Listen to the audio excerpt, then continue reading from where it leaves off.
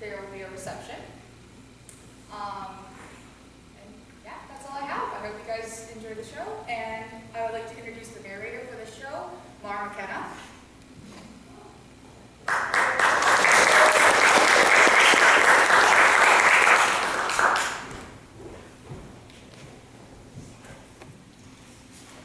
The Immortal's Guide to Death by Heine. A vampire from 1392, Britain.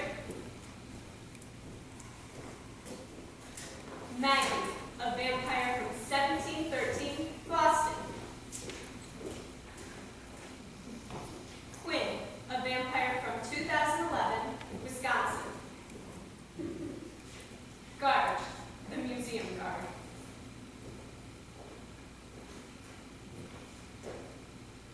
Scene 1, Henry's house. In center stage, an armchair and a couch sit on either side of a small coffee table.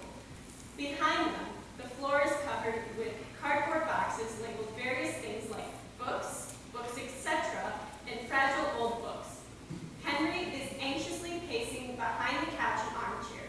Maggie knocks on the door. Henry crosses to the door and opens it. Maggie, come in. Maggie enters and hugs Henry. Henry, it has been too long. I know it has. It's so nice to see you. How was your drive? Long, but nice. I'm sorry I'm late. You're all right. You're right on time. Maggie looks around the room. Is anyone else coming tonight? Yes, her name is Quinn. I don't think you two have met. When is she from? 2011. That early? I don't think I'd ever met a vampire from this century. She's quite different.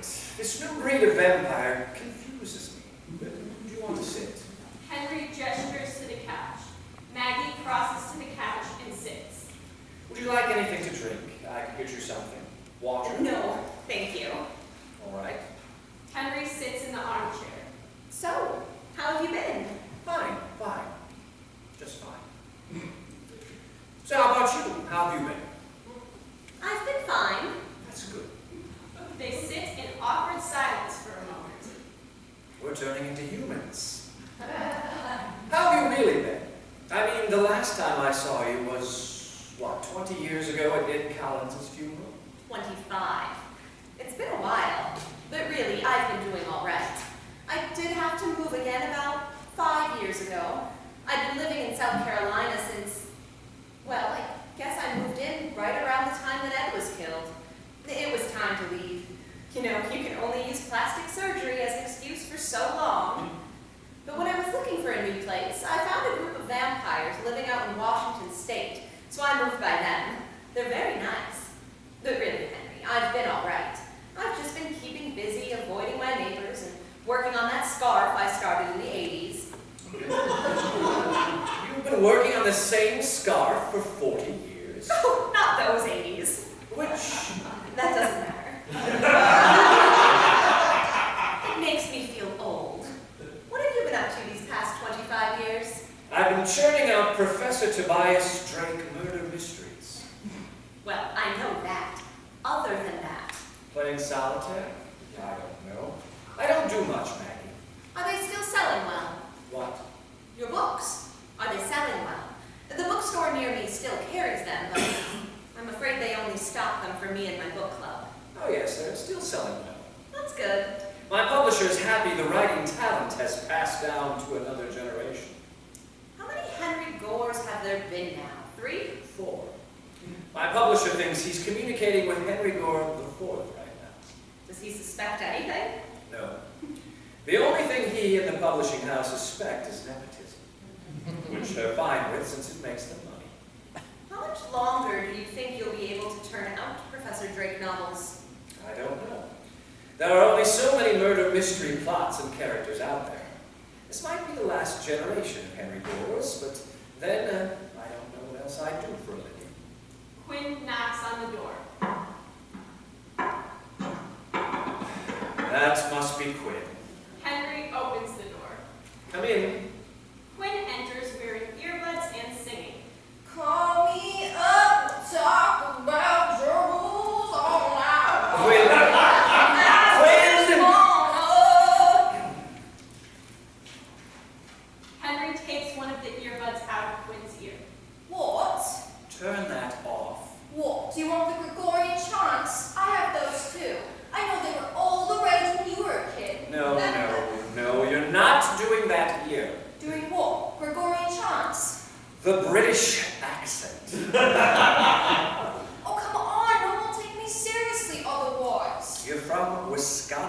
and Exactly. Who in their right mind is going to take a vampire from Wisconsin seriously? Oh, sorry I drained you of all your blood. I was hungry. vampires don't drink blood. That's a myth. As long as we get enough iron in our diet, we're fine. Oh my gosh, it was a joke. I know I don't have to bite humans to survive. You're preaching to the immortal choir, dude. What happened to your accent? Quinn sticks her tongue out at Henry. I hate you. Why are you late? There can't be much traffic this time of night. Trust me, I have a really good excuse. Just give me a few minutes to think of it. Quinn crosses to Maggie. Hey, I'm Quinn. I'm Maggie. It's nice to meet you. Henry tells me you've been a vampire since 2011. Yeah, Twilight was like super popular and my parents thought I was going through like a vampire phase. No. So who else is coming? No one. Everyone's here. You only have 2 friends? That is sad, dude. Henry, completely over Quinn's jokes. Okay. So why are we here? Are you serious? He's missing something. Really? Quinn, you know this. You read my email. You're here. No, I skimmed your email. Your emails are way too long. I'm not even surprised. Oh no, I'm becoming predictable in my old ways. You're not old. Quinn sits next to Maggie. True. But this guy, dude, you use email. You're ancient. Hey, also, I've been meaning to ask you, where did you stay on the Noah's Ark? I'm from the Middle Ages, not the beginning of time. Oh, you don't look that young. Where are you from? 1713. Where? Massachusetts. Dude, you would have been so useful to know during high school. Wait, how'd you get bit? My fiancé at the time was a vampire.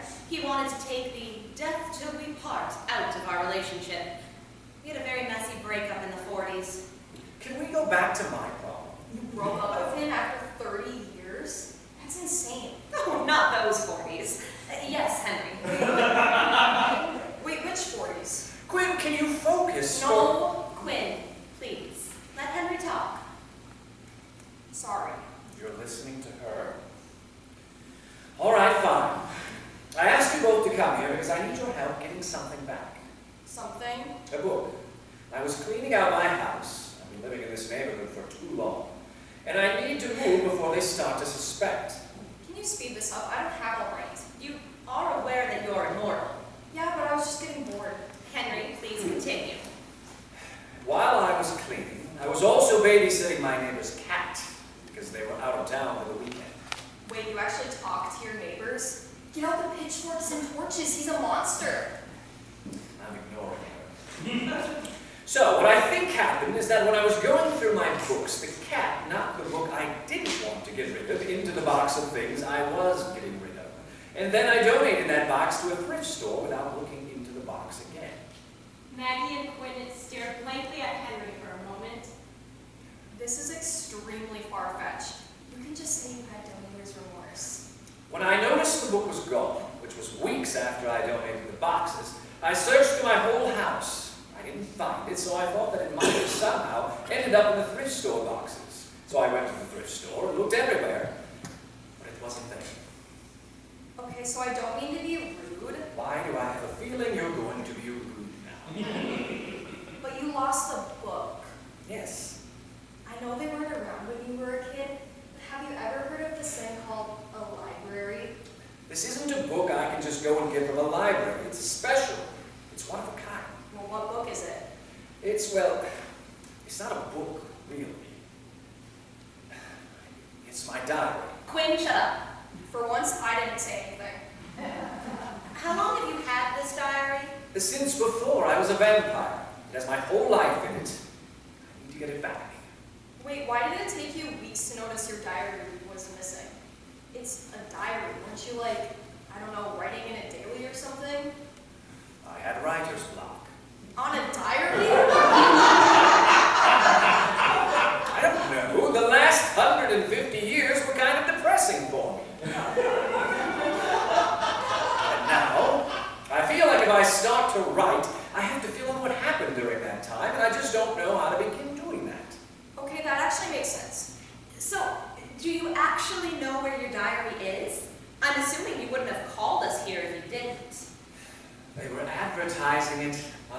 pleasure.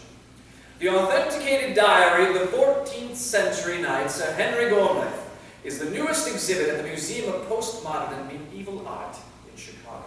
Whoa, you're actually a knight? Like a real sword-waving, village-pillaging, maiden-saving knight? Well, yes, but... Why am I just finding this out now? That is so cool! Did you fight with King Arthur? King Arthur isn't... No. No.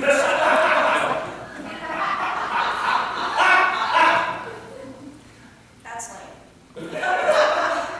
Okay, so anyways, you want us to break into a museum and steal your diary back? Is that what I'm hearing? Well, yes. No. Sort of. Okay, cool. Just checking. How are we supposed to help you break into a museum? You both have expertise that could be useful. I have no experience breaking into art museums, Henry. But you told me how you helped smuggle slaves up north during the Civil War. That might help us now. It really won't. What about me? What's my expertise? Well, you're you. I'd be surprised if you hadn't broke into somewhere already. First of all, how dare you? Second of all, of course I have. Henry, I know you want your diary back, but what if we get caught? Have you thought about that? If we're caught, we're sure to be exposed to sunlight. No, you don't understand. I'm not asking either of you to come with me. I just need your help figuring out how to get into and out of the museum. You can't go alone. I'm not taking anyone with me. You are completely right. If we get caught, we will be exposed to sunlight. And I'm not risking that for anyone but me. You are not going alone. Yes, I am. This is my mistake. I have to be the one to fix it. It won't be right for anyone but me to risk exposure to the sun. I am not going to lose you for the sake of a diary. I am coming with you. Henry grabs Maggie's hand. This isn't a suicide mission. There's just a chance that I could get caught. That's it. A chance. I'm going to come back. I promise. A diary is not worth your life. But all of my life is in that diary. There is no part of my soul that I haven't turned over and bled out onto those pages. All of my secrets, all of my dreams, all of my feelings are in that book. I need to get it back. Henry, I'll be okay. Henry and Maggie gaze into each other's eyes for far too long. Are you two in love? Gross! I'm hungry. Do you have any food? No, I made garlic bread and steaks. You're not funny. Seriously, is there food anywhere in your house, or did your cat accidentally knock it into the thrift store box too? Quinn! I didn't make a meal, but there are plenty of snacks in the kitchen. Knock yourself out. Thank you. Quinn exits into the kitchen. I'm coming with you. Maggie, I don't want to argue about this. I don't want you either.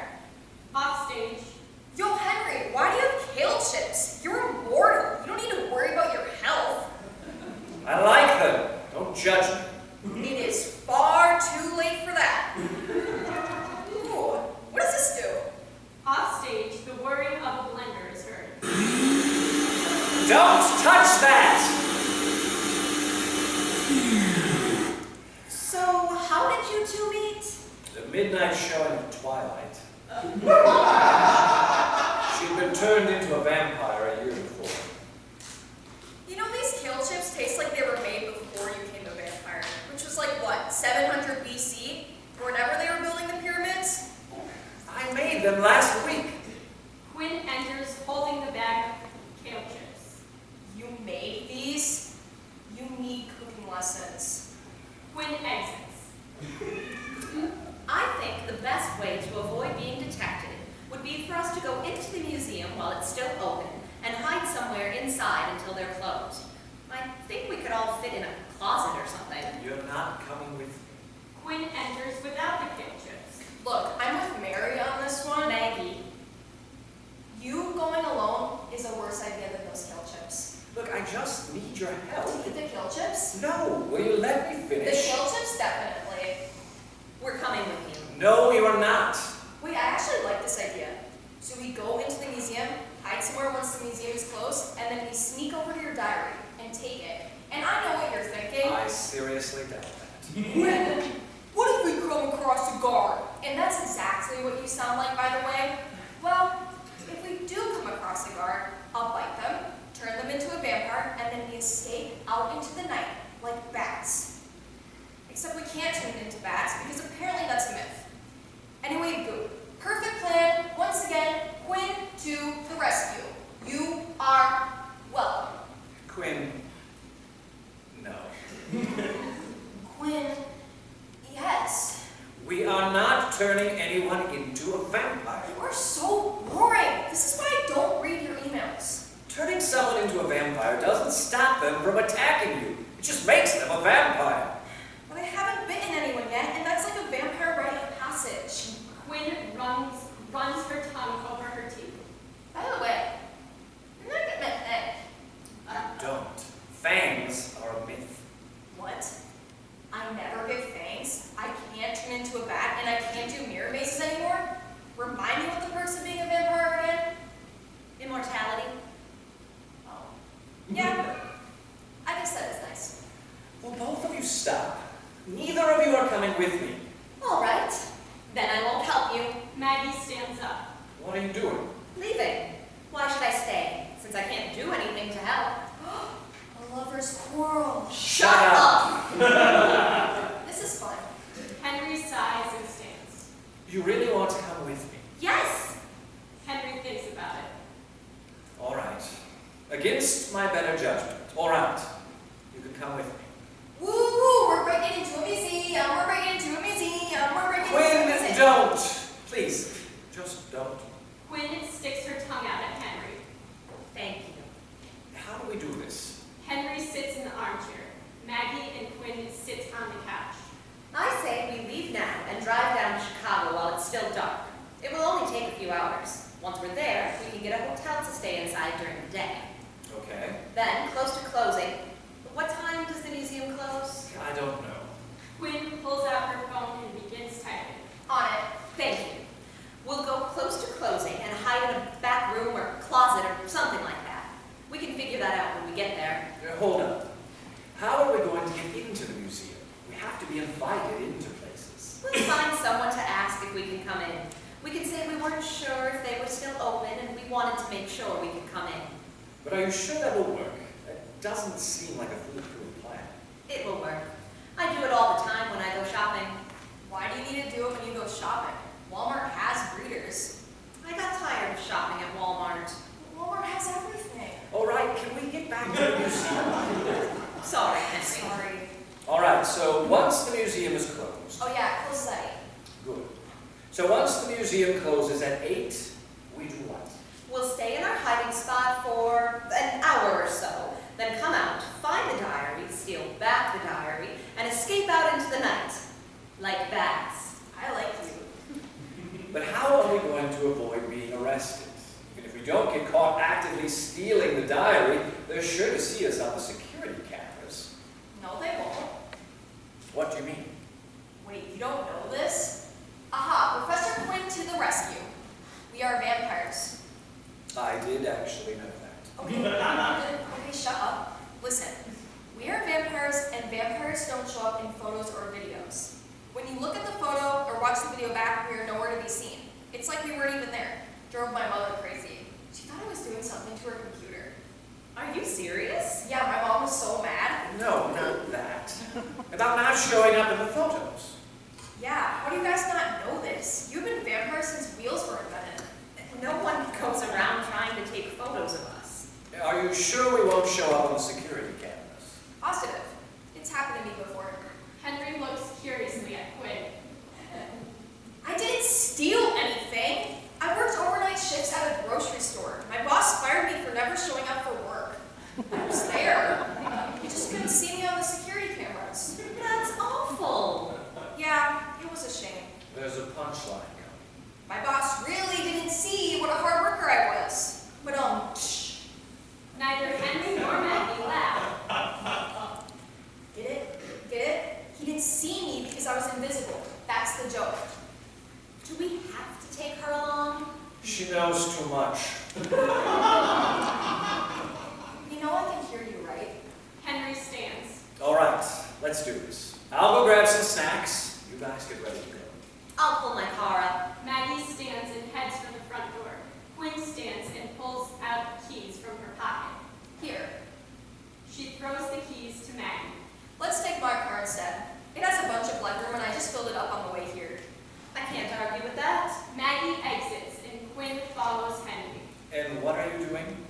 sure you don't pack those kale chips.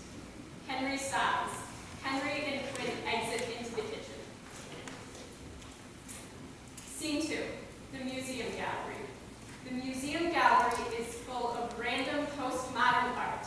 A shovel, a wicker chair, a rope, a fully blank white canvas, each with a small plaque or card describing what it is.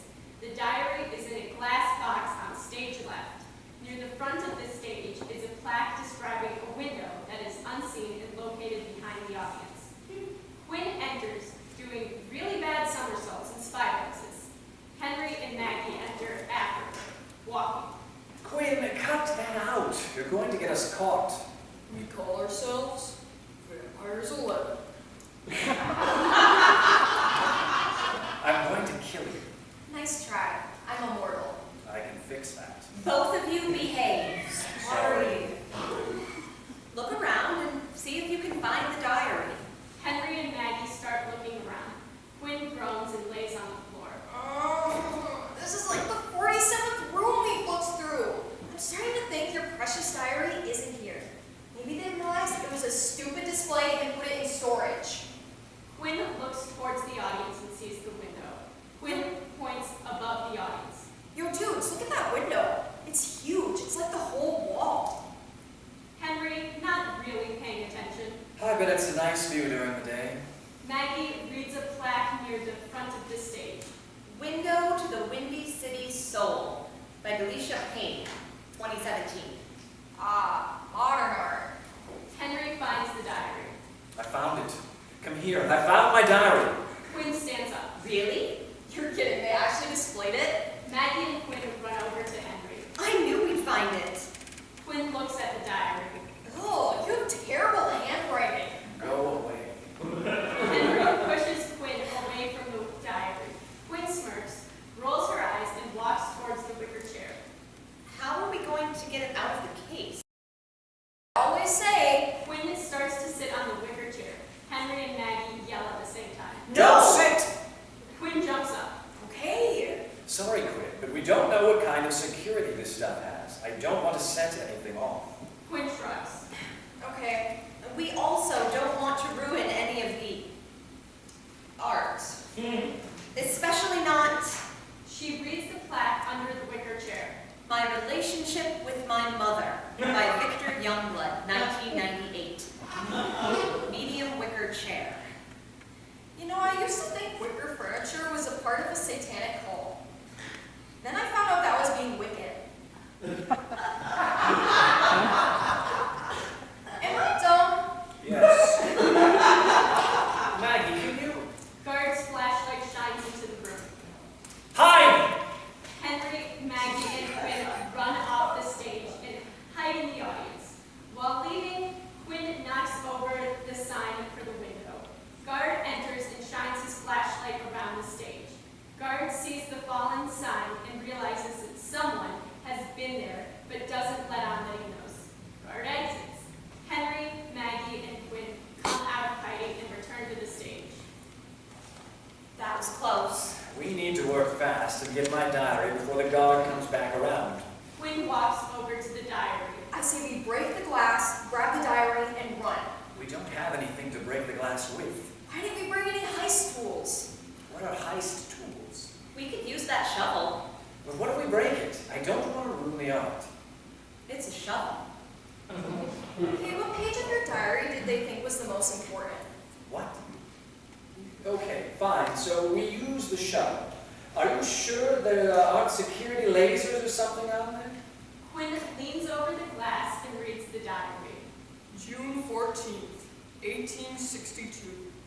Today, I met the most beautiful woman I've ever seen. Security lasers? Quinn, cut it out. Maggie, I don't know what museums have. There were no words in any language that could accurately describe her beauty. I don't think we need to worry about lasers. Maybe you're thinking of motion sensors? She is charming, and lovely, and sincere, and honest, and fair, and good, and her pattern of speech is bewitching, and alluring, and her sense of humor is unmatched. Maybe?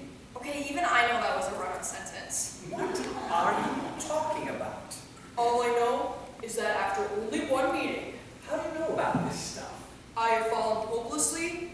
desperately in love. Henry realizes what page Quinn is reading, and he hurries over to Quinn. Hey! With Maggie Braxton. Henry pulls Quinn away from the diary. Henry? Henry turns to face Maggie. He is still holding on to Quinn, using her as a shield between him and Maggie. Maggie, Why didn't you ever tell me? I just figured we could never make it work. You had just broken up with your fiancé, with both of us moving so much and so far away from each other, and with how often we have to move. I don't know. I thought it would never work, so I never bothered to say. I love you too. Get me out of here! Henry lets Quinn go. Quinn quickly steps away from Henry and shakes herself like a dog after getting wet. Oh, love!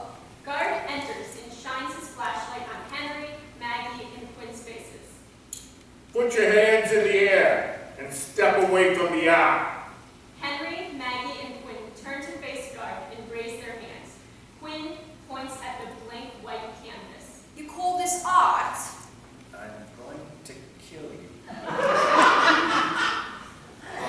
That is the 1971 masterpiece, A Walk in the Snowy Woods by Unwin. And if you touch it, I'll have to shoot you. For just touching a painting? Yes. Quinn moves her hand closer to the painting. Don't. Quinn touches the canvas with the tip of her finger. Boop. You're going to be so sorry you did that. Henry, Maggie, and Quinn wait for Guard to pull out his gun, but he doesn't move. You don't have a gun, do you? Of course I do. Henry rushes forward and tackles Guard to the ground. Guard tries to get Henry off of him. Get off of me. Quinn, grab the rope. No. Don't touch Ex-Girlfriend by Xerxes Walker, circa 2003. That's on loan for us from the Louvre. Give it to me. Quinn grabs the rope and brings it to Henry. Henry starts to tie Guard to the wicker chair. Maggie picks up Guard's flashlight and turns it off. Why don't you have a gun? Budget cuts. Henry finishes tying Guard to the chair. How many guards does the museum have? You know, I don't have to answer your questions. Hit him with the flashlight. Maggie raises the flashlight to hit Guard. Hold up. I don't get paid enough for this. It's just me. I'm the only guy. There's no one else. You expect us to believe that this huge museum has only one security guard? Budget cuts. Henry points to the glass box over his diary. Does this have any alarms? Lasers on it? Motion sensors? Guard doesn't answer quick enough, and Maggie raises the flashlight. No, there's no alarms on the place. Let me guess. Budget cuts. Yeah, All right, how do you open the case? I don't know. Cleaning the displays isn't part of my job. Give me the flashlight, please. Maggie hands Henry the flashlight. Guard thinks Henry is going to hit him with the flashlight. I told you I don't. Henry hits the case the diary is in with the flashlight. The case doesn't break. Oh, Why didn't it break? it's bulletproof glass. Great. What happened to budget cuts? We already own the case. I don't see why you want the diary anyway. It doesn't have much, if any, monetary value. It's mine. I just want it back. It's not yours. It belonged to some knight. Yeah, exactly. He is Knight Henry Goliath. Gormley. That's not possible. That knight lived almost 600 years ago. Believe it and weep, my dude, because we are vampires. Quinn. Who's going to believe him? She's got a point. Vampires, like immortal beings who suck blood and turn into bats. Well, Yes, exactly.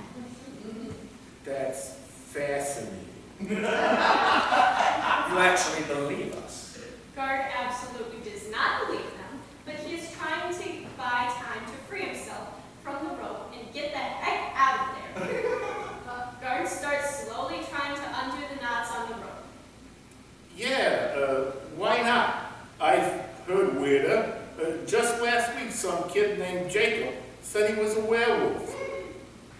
So, what does a vampire do? Are you being serious? Yeah, I want to know. What do you do as a vampire? Mostly stay inside and try to stay entertained. So, you can't go out in the sun? No, of course not, stupid. What happens when vampires go out in the sun?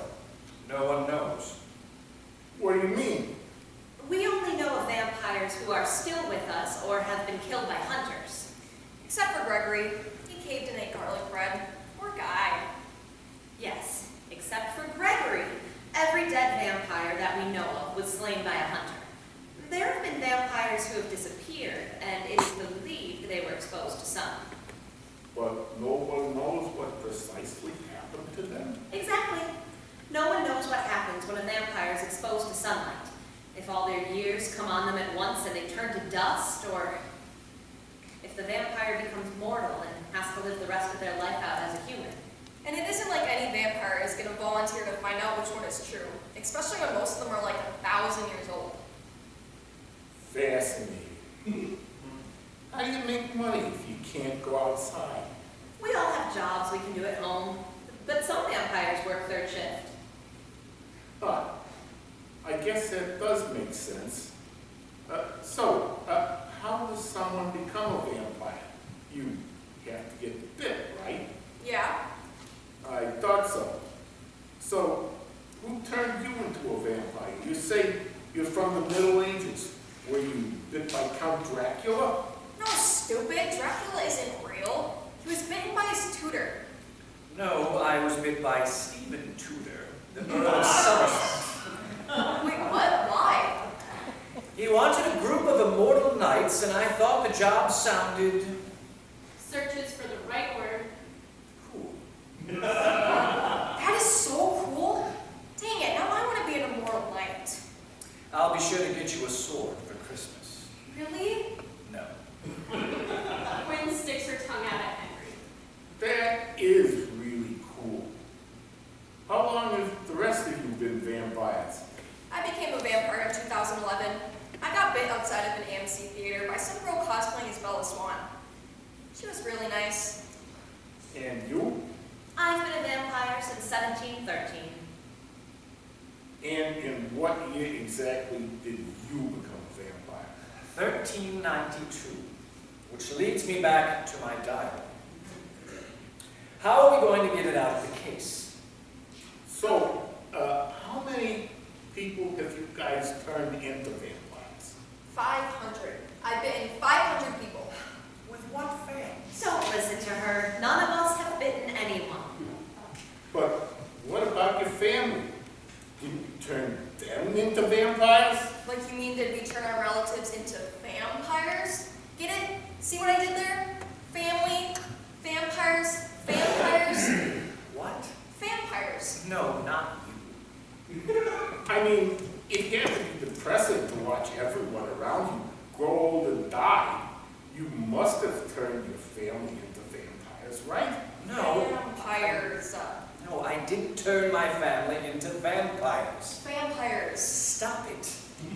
Why not? Because I didn't. You could have made them live forever. Why did you let them die? I didn't. Live forever as vampires. Stop it. You chose to become a vampire. Why wouldn't you want that for them? We could have all lived in a vampire commune. Shut up! I did want that for them. A commune? No. What happened? They wouldn't let me bite them. No matter how much I tried to explain to them what it would mean. Oh, they had 1,000 reasons. My father said eternity wasn't ours to make on earth. My mother said I was being led astray by a demon. My sister said I was possessed by the devil. I told them one bite and they could live forever. We could live forever. But they wouldn't listen. I begged with them, but they sent me away with nothing but their prayers. They told me I couldn't come back till I repented. So I let them die. Maggie looks out the window. Guard, giving up any pretense of believing them. You are completely insane. Maggie touches Henry's shoulder and points to the window. Henry, look at the sky. The sun is going to be out soon. Already? Guard finishes freeing himself from the rope. He jumps up and tries to run, but Quinn grabs his arm and bites his hand. Ow! She bit me! Maggie runs over to the shovel and grabs it. Guard pulls his hand away from Quinn.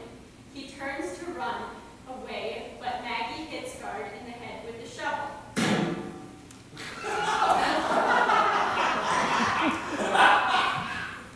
Guard falls to the ground unconscious. Maggie drops the shovel. I don't believe you. What? You idiot! You made him into a vampire, you Oh, stupid! I'm sorry. I thought I was being helpful. I was trying to rub. He was trying to rub and his arm was right there. What was I supposed to do? Not bite him? Yes! You guys are lame. You made him into a vampire. Dude, chill. You are so stupid. Relax. It's not like he's gonna go out into the sun. There was no way he was actually buying the vampire thing. He's just not going to age for the next 30 minutes. Woo! What is wrong with you? What's wrong with you? Henry glares at Quinn for a long time. Be useful for once. Help me drag him out of the way. Henry and Quinn drag Guard off stage. While they do so, Maggie is studying the case the diary is in. Henry and Quinn re-enter. Henry goes over to the diary's case and stares at his diary. I don't think we're going to be able to get your diary back, Henry. I'm sorry. Quinn glances out the window. Yeah, and if we're going to avoid the sun, we need to leave. Like, right now. I'm going to stay. And he's lost it. I'm going to stay and watch the sunrise. Henry, what's going on? I can't do this anymore, Maggie. I hate this life. I hate hiding. I hate waiting for those I love to die. Dude, you can't. I used to have a family. I had a mother, a father, and a sister. I was banished from our home, and in a year, they were all dead from the plague. And just because someone is a vampire doesn't mean they can't die. I have friends who are buried with a stake in their heart.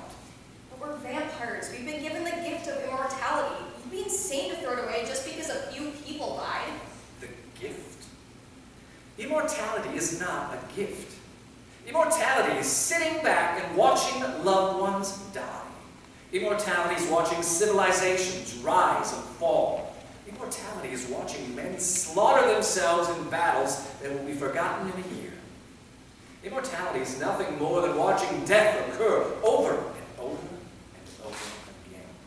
And no human, no being was made to handle that.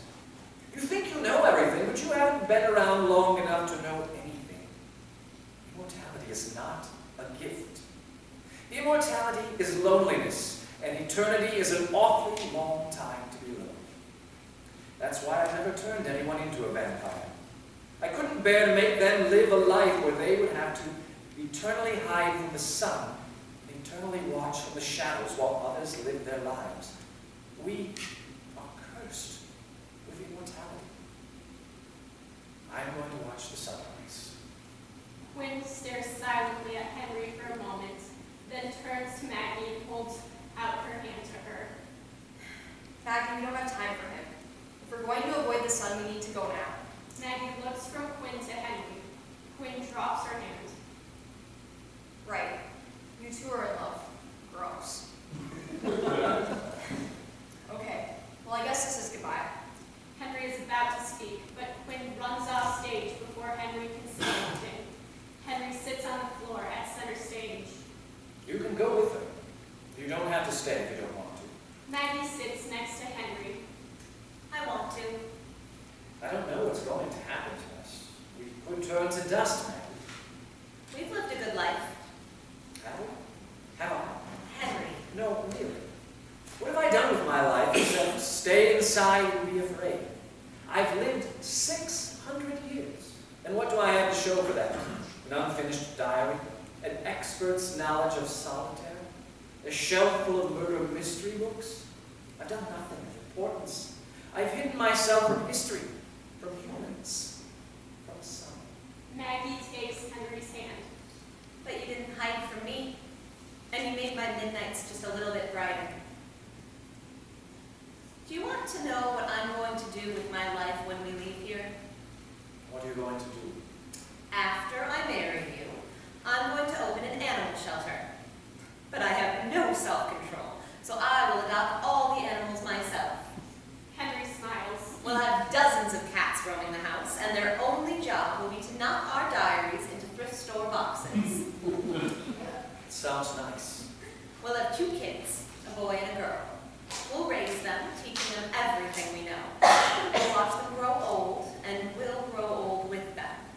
And then, when you're in your late 600s and I'm in my late 300s, we'll die together, holding hands. Maggie and Henry look down at their hands. What are you going to do when we leave here? When? When? When we leave here. I'm going to write a book for people like us, immortals. A book that teaches how to live a life free of fear, how to live life to the fullest, how to live life in the sun. I'd like to read that. I'll call it The Immortal's Guide to Death, a handbook on living for the undead. Don't you think the title is a bit long? It's for immortals. They have time to read it. Maggie smiles and is about to say something when she notices light coming into the room from the window. Look, the sun. Maggie points out into the audience. Maggie and Henry stand. I forgot how beautiful it is.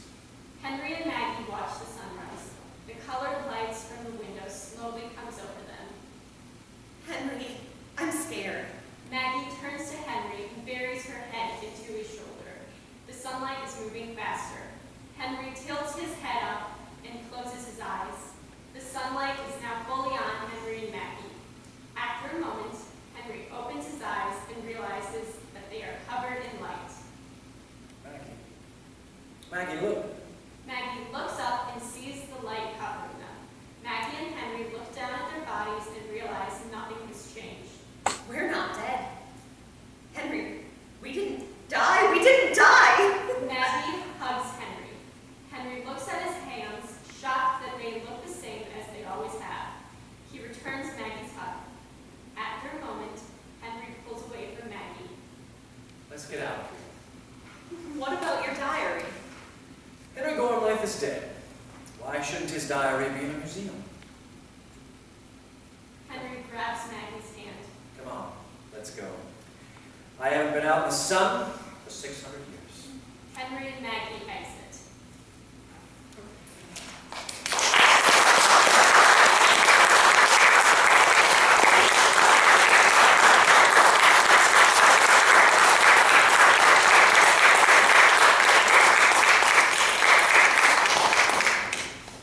Thank you so much again. I have 2 bits of housekeeping before we jump into Grace's Q&A.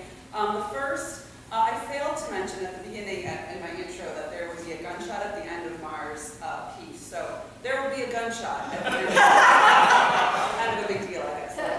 Also, if you are interested in submitting a work to the Penbird Press annual festival for next year, please check out the website. It's penbirdpress.com, and we'd love to open that up for entries now. The details are on the website. So, Grace wrote the piece, directed the piece, and so we're just going to open this up again, just a conversation, thoughts and questions, and whatever you'd like to throw at us.